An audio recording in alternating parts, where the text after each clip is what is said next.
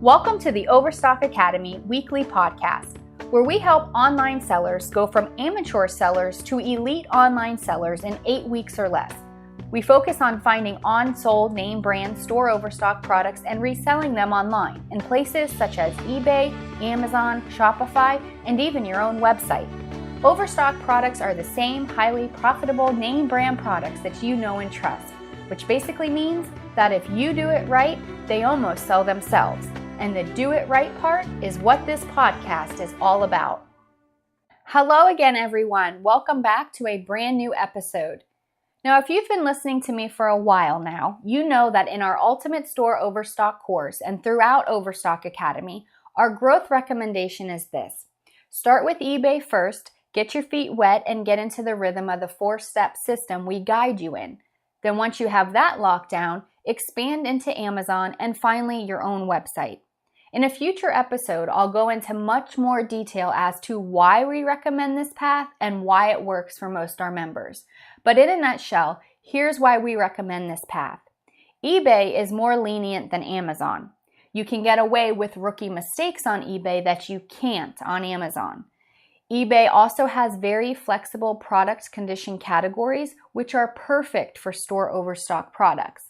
Now, don't let anyone tell you you can't make money on eBay either, because there are plenty of 6- and 7-figure sellers right on the eBay platform.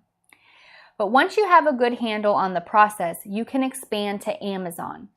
Amazon, on the other hand, will suspend your account upon the slightest infringement of their policies. And these days, getting it reinstated is next to impossible. The idea here is to get well acquainted with our 4-step process while selling on eBay, then expand to Amazon when you have a firm grasp of the process and your business is flowing. Finally, when you're ready to go full pro and put your own brand on the line, expand into your own website. Again, we'll dive in deep more about this in a later episode. Now, even though this may sound like an elaborated process, it actually goes fairly quickly. If you're just starting out or you've been selling on eBay for some time, maybe you just have a regular store selling your personal items, or maybe you're a thrifter or you find deals at the stores and resell them on eBay. When selling on eBay, there will come a time when you'll have to decide whether you should upgrade to an eBay store or not. You're going to wonder what's involved in that process and what are the fees. Now, before we start today, I want to take note of the episode release date, which is April of 2018. The fees and the benefits that we will discuss today are subject to change, but they are current as of today. So when deciding if you should upgrade, it can be quite confusing, and you're definitely not alone. A lot of sellers struggle with the decision of whether or not it's beneficial for them to upgrade to an eBay store or not. Now, you're probably aware that when you create an eBay account, you can start listing items for sale right away. eBay allows you to list up to 50 items with no insertion fee, and that's the fee that eBay charges to list your item on their platform. After your first 50 free items, you will then be charged 30 cents per item that you list.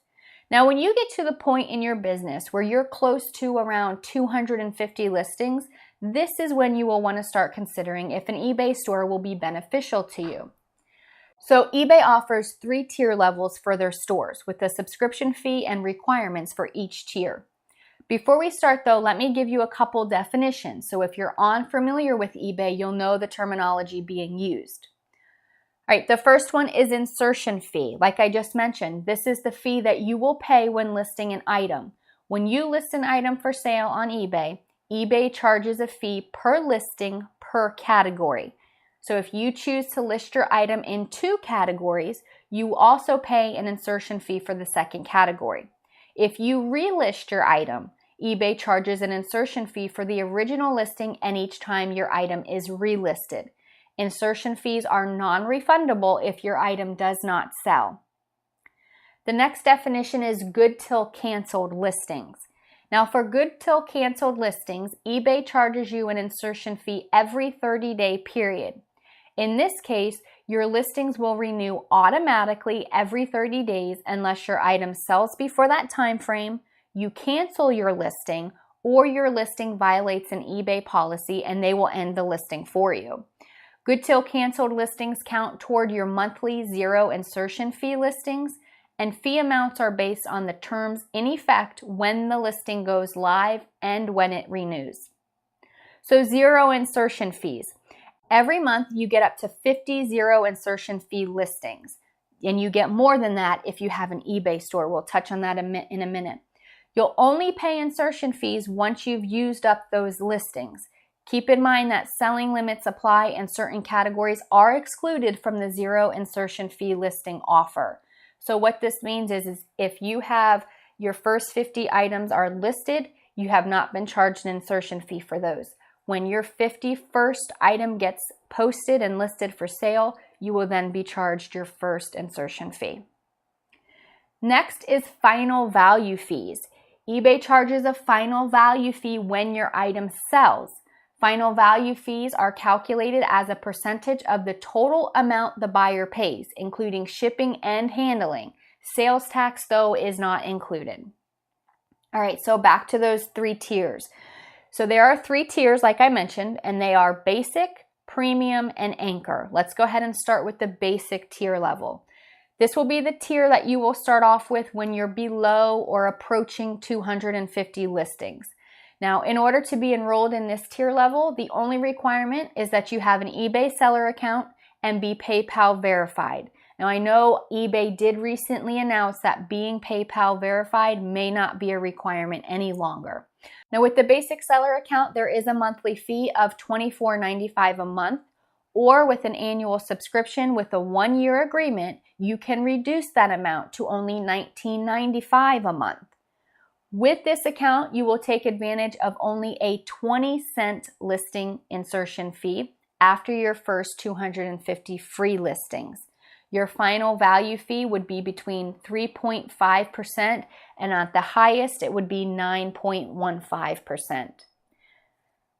With a premium store, this is the second tier level. This would be ideal for a seller who has a minimum of 1,000 listings.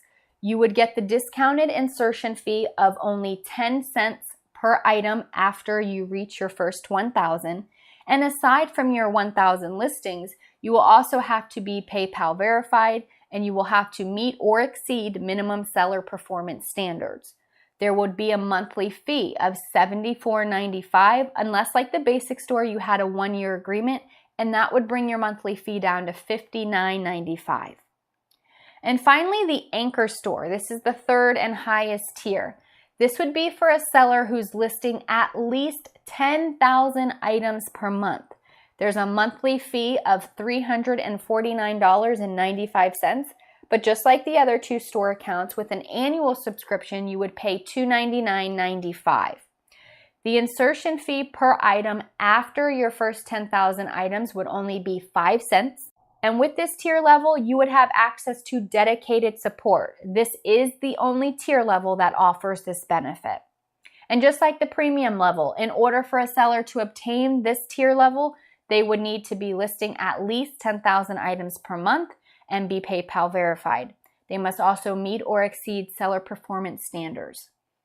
Now, with all 3 tier levels, you can build your brand by creating and customizing a storefront, if you will, or a home page to your store. Your store would have a store name with a custom look and a search bar so your buyers can search your store for specific items.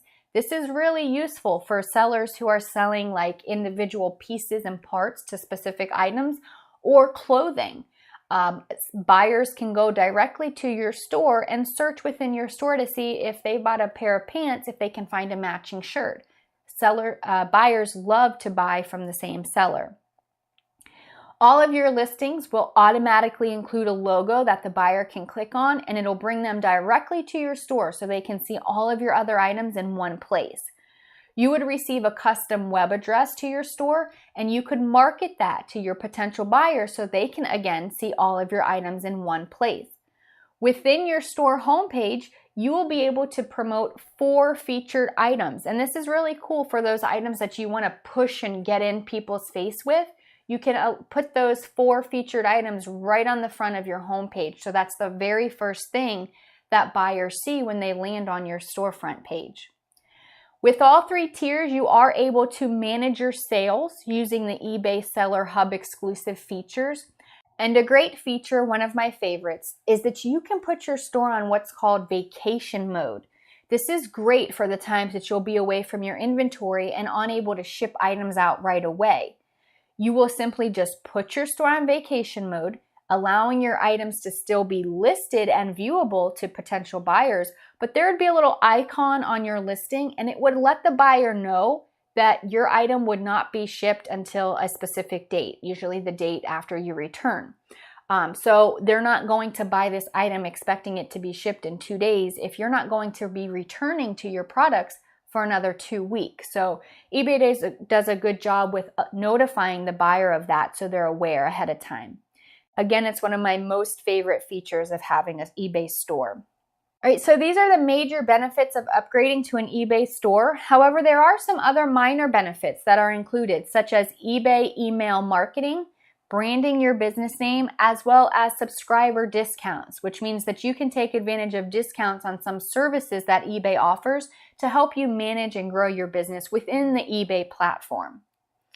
But if you're still asking yourself if you are ready to make the upgrade or you just cannot decide, eBay offers a very nifty tool that can help you make the decision to either stay without a store or if it's time for you to make that jump.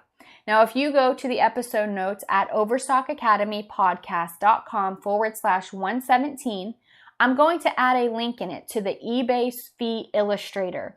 When you open the Illustrator page, the tool will come up asking you about 5 questions about your current selling situation. Questions like, how many items do you list a month? How many items do you sell a month on average? What is your average selling price? And there will be other questions, but it'll be based around your current selling situation. Based on the information that you input, eBay will make a suggestion and compare the pros and cons all on one screen for you to see. Are you ready to upgrade or should you stay without a store? For example, once you enter the type of items that you sell, it will ask you how many items you list on auction and on fixed price each month. For example, let's say you list on average about 200 new items each month. The next thing they want to know is how many items you sell on average a month. And for this example, let's just say you sell 100 per month. Next, it asks, what is your average sale price? And for this, we're just going to say $45. And then it'll ask, what is your average shipping cost per item? Again, for this example, we're going to say $10. The fee illustrator will then calculate your answers. And with the numbers we just used in my examples, the results indicate that I would benefit from a basic level storefront. Now, from what I've entered without having a store, my monthly fees would be $595. And with a basic level store, the fees would be $528. So a store would save me close to around $70 a month. In my opinion, that's a lot. Now, if you do this and it's indicating that you are not ready to upgrade, then just check back after a few months. Remember, an upgraded eBay store is not for every seller. You do not have to have a storefront in order to be successful on eBay. Again, I'm going to attach the link to the fee illustrator in the episode notes at overstockacademypodcast.com/117 as well. So be sure to take a look and enter your information and see what you come up with. For me personally, I knew it was time to upgrade when my sales and listings increased to justify the monthly payment of the seller account. Some sellers justify the cost with the benefits, especially the ability to put your store on vacation mode. That's a huge benefit to have. Now, I do just want to mention so there's no confusion. If you need to register as a business, you can do that at any time by going to your account settings and changing your account from a personal account to a business account. There are certain benefits to that, but it's definitely not required. All right, so before we wrap up today, let's go ahead and dive into some questions here that I have received in within the last couple days. I feel like these could be beneficial to some of you listeners as well. The first question comes in from Garrett M, and he asks, I have a problem. I mailed an item to a customer on March 2nd, said it was delivered March 4th. She is being very nasty, saying she never received it and I'm supposed to track it down. What do I do? I can tell she is going to leave me negative feedback and probably file something with eBay. What should I do? Hi there, Garrett. So this is actually a great question, and actually there is no reason at all for you to panic. If the tracking number has been uploaded to eBay and it states the item has been delivered, fortunately for you, there's nothing more that you can do. Once the item is delivered, it's out of your control pretty much. As long as you shipped it to the correct address and you have tracking info as proof, you are no longer liable. Your job is pretty much done. Part of the buyer's responsibility is to provide the seller with an accurate shipping address with a safe drop-off location. One thing you may want to suggest to your buyer, though, is that they contact their local post office. They may be able to contact the delivery driver to see if he or she remembers where the package was delivered or what it may have looked like. You may also suggest that the buyer checks with her neighbors to see if the item was left at the wrong door. This has personally happened to me before, and my neighbor has ended up with my shipments. If the buyer leaves you negative feedback or even opens a claim stating that the item never arrived, the very first thing that eBay will do is check the tracking information. If it states delivered, you as the seller are no longer responsible. The negative feedback would be removed and the claim would be closed with no effect on your seller account. The second question comes in from Shirley Curry, and she asks, what am I doing wrong? I have about 127 listings in a store and nothing has been moving. Only the other week when I was listing a lot of them did I sell a few. Now the past 2 weeks, even though I'm listing a few here and there, I'm not selling anything or getting bids. I cannot afford to keep buying things to resell at the moment. I would think 127 items is pretty good. What am I doing wrong? I just went on yesterday and made everything much cheaper too. Not that I think mine were too high, but I need to move stuff. I don't like clutter and don't want stuff to sit for a year. Does anyone else go through this? Well, Shirley, without knowing exactly what you are reselling, I'm going to just make some rule of thumb suggestions, okay? 127 items is a decent amount of listings, and I agree nobody wants to sit and wait for weeks for the items to sell.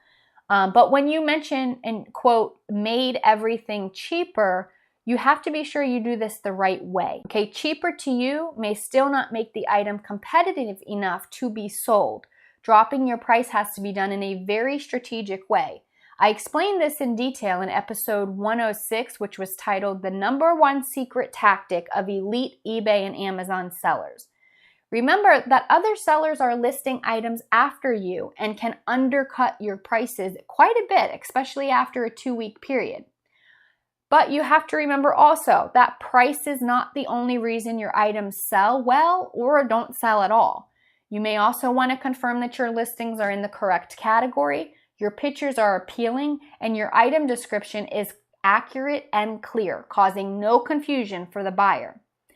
Now, if you check out the 7-day trial of our Ultimate Store Overstock course at overstockacademypodcast.com/117, you will see all the tactics I'm talking about here. Another thing you can consider is opening your listings up to best offers. This will allow you to see if your price is actually the problem or not. For example, if your item is listed for $100 and you keep getting offers for $50, you need to research deeper to find out why this is happening. Usually when a buyer makes a lowball offer, it's because they have seen the item for that price somewhere else, but they want to enjoy the benefits of buying from eBay, so they try to price match, if you will, with eBay sellers. Now, you can also run a sale on your items as well. Remember that if you're buying your products right, like we show you in the Ultimate Store Overstock course, you should have plenty of room to adjust your price in order to stay competitive but remain profitable. Next, I have a question from Billy Freeman, and he asks, I rarely have problems with bidders that do not pay for the items they win on my auctions. Very rarely. This morning, I have 5 sitting in my resolution center, 2 of which have gone 7 days without payment, and I'm so surprised.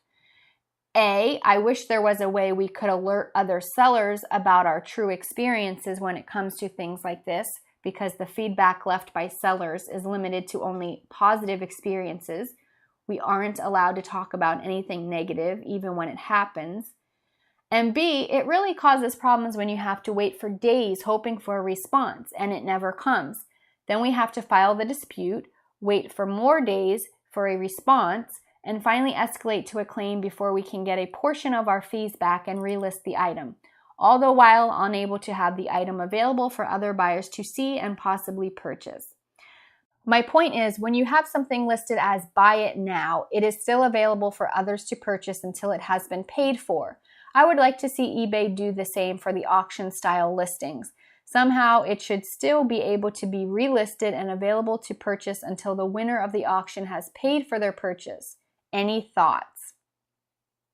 Well, Billy, you kind of partially answered your own question here. One of the biggest reasons I never sold my items on auction was exactly that. I hated waiting to get paid, especially when my item was not available for others to buy. Unfortunately, we can't change the eBay rules. Like we say at Overstock Academy, it's their sandbox and their rules. We are simply paying to play in it. You may want to consider sending the winning bidder a message letting them know they have a certain amount of hours to pay or you'll be canceling their order. But if they still haven't paid within the specified time, you may want to consider a second chance offer. This is when a non-winning bidder gets the chance to buy the item at a price equal to their last bid, assuming you are okay with the amount of their last bid, of course. You can make second chance offers up to 60 days after an auction ends. It's free to make an offer, but if the buyer accepts, you do pay a final value fee. And you can send a second chance offer when either 1, your winning bidder didn't pay and you already tried to resolve the issue with them, 2, your reserve price wasn't met, or 3, you have more of the same item available for sale. Remember, if the buyer doesn't pay, block them from seeing your listings and possibly bidding and not paying again. Again, though, this is exactly why I didn't list items on auction. I want to list my item, and when it sells, I want the funds in my account, and I want to be able to ship the item immediately. Plus, I don't need the hassle of extra steps, right? Especially when they are manual steps. I'm all about automation. I mean, my business needs to work for me, not the other way around, right? All right, so that's going to wrap up today's episode. Please don't forget to check out the free trial to the Ultimate Store Overstock Course at overstockacademypodcast.com/117. Then click on the link at the bottom of the page. That's going to take you to the free 7-day trial of our most popular course. And like I said before, we don't even ask for your credit card to access the trial. It is a true free trial and it's totally worth checking out. We are here to take you from selling slow-moving, low-demand products to in-demand, name-brand products. We show you techniques that, if done right, your products will basically sell themselves. That is how we take you from an amateur online seller to an elite online seller in just 8 weeks or less.